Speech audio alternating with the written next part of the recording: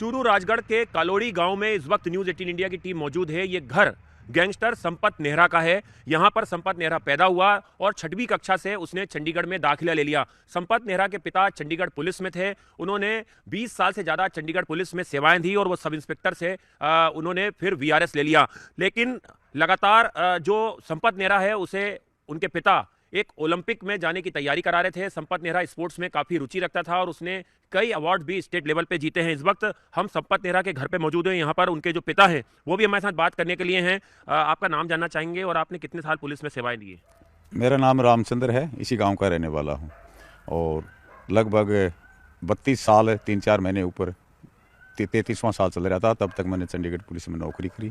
उसके बाद वीआरएस लेके मैं घर आ गया। आप के जो बेटे हैं, एक बेटा भटिंडा जेल में है, दूसरा आर्मी में है। संपत को क्या बनाना आप चाहते थे? आपने कहा कि उस पर बहुत मेहनत की आपने, उसे ओलंपिक भेजना चाहते थे। उसको एथलेटिक्स में ना बढ़िया तैयारी करवा रहे थे, ओलंपिक के लिए तैयार कर रहे थे हम। और आगे जैसे ओलंपिक की नज़दीक ट्रायल आई, उस टाइम वो किसी केस में फंस गया और उसकी ट्रायल से वंचित हो गया। उसके बाद बस वो हम नहीं बचा पाए उसको। तो खेलकूद में बहुत रुचि थी संपत नेहरा की। बढ़िया एथलीट था वो, डेकाथलॉन की तैयारी करवा रहे थे।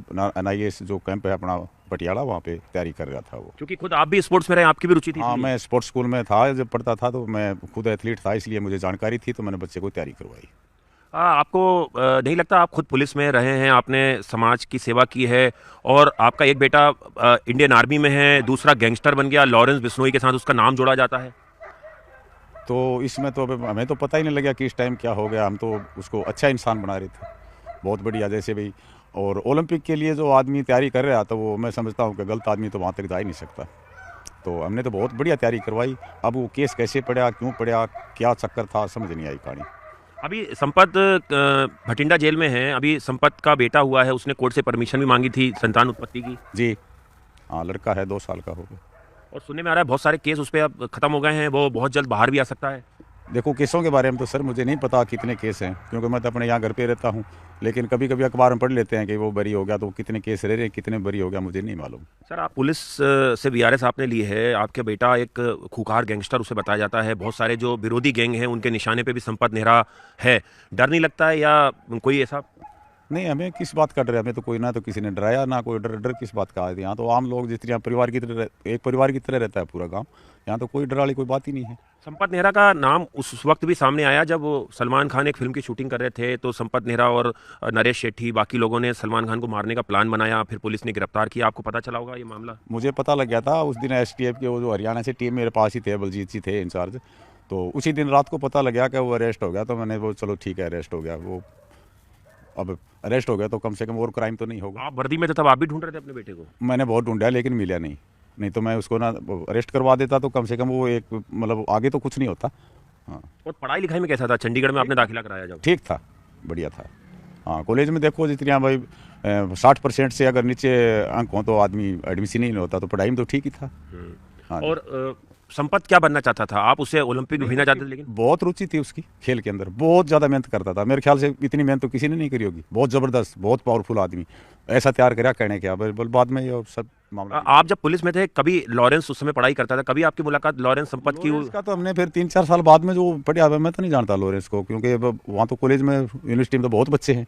कभी लॉरेंस के बारे में सुना नहीं। जो अखबारों में देखो लॉरेंस में होगा कोई लड़का जो अखबारों में क्राइम का होगा। आखिरी बार कब मुलाकात आपकी हुई थी अपने बेटे से संपत से जेल में? क्या बोलता है वो? आखिरी बार लगभग आज से लगभग 2 साल पहले मैं बठिंडा जेल मिल के आया था। तो मैंने कहा भाई ठीक ठाक है यार तू? यार बोला पापा जी मैं ठीक हूँ, मैं कोई गलती नहीं करूँगा। उसके बाद नहीं मिला। हमने एक किस्सा सुना है कि वो भगत सिंह की टी-शर्ट पहनता था और उतरवा दी गई थी। ये सब फ्रीडम फाइटरों को बहुत मानते हैं।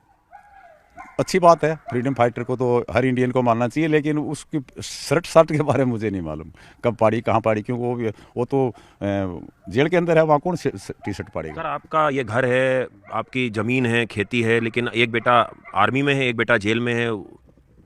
हाँ, तो ठीक है, हम अपने यहाँ टाइम पास कर रहे हैं, बच्चा अपनी ड्यूटी कर रहा है। और वो जैसे जो है उसको कोई दुख होता है, लेकिन दुख तो अब क्या बताएं अब, क्योंकि एक वो अलग से ही तैयार कराया था, तो फिर दुख की तो फिर कोई सीमा है नहीं। मतलब वो सपना आपका पूरा नहीं हो पाया ओलंपिक में भेजने का बेटे को? बहुत मेहनत करवाई साहब, बहुत ज़्यादा, बहुत तैयारी करवाई उसकी।